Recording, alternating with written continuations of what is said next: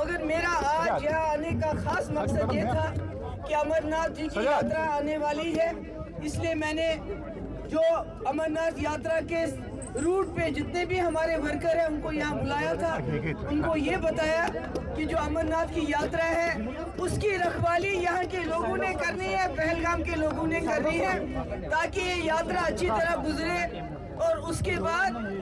لوگوں کو اعتماد دوبارہ بحال ہو جائے اور ٹورزم دوبارہ شروع ہو جائے۔ اس کے ساتھ ساتھ میں نے گزارش کی یہاں کی سرکار سے اور گورنر صاحب سے کہ یہ جو پہلگام میں آپ نے پارکس بند کر کے رکھے ہیں، چندرواڑی بند ہے، آڑو بند ہے، بیتا ویلی بند ہے، اس کو کھول دیجئے تاکہ جو کشمیر کے لوکل ٹورسٹ یہاں آتے ہیں وہ ان جگہوں پہ جا سکے اور یہاں کے لوگوں کی، گھوڑے والے کی، ٹیکسی والے کی، ہوٹل والے کی کوئی کمائی ہو سکے، کیونکہ یہ بینک کے قرضوں میں ڈوبے ہوئے ہیں۔ اس کے ساتھ میری گزارش ہے،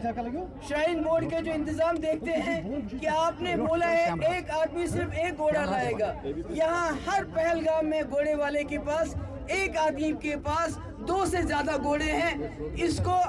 آپ تبدیل کر لیجئے، جس کے پاس جتنے گھوڑے ہیں اس کو اتنا گھوڑے اس یاترا میں لانے کی اجازت دیجئے۔ اور دوسرا،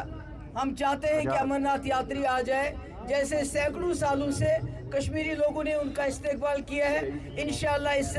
سال بھی استقبال ہوگا، ان کی بھرپور خدمت کی جائے گی اور وہ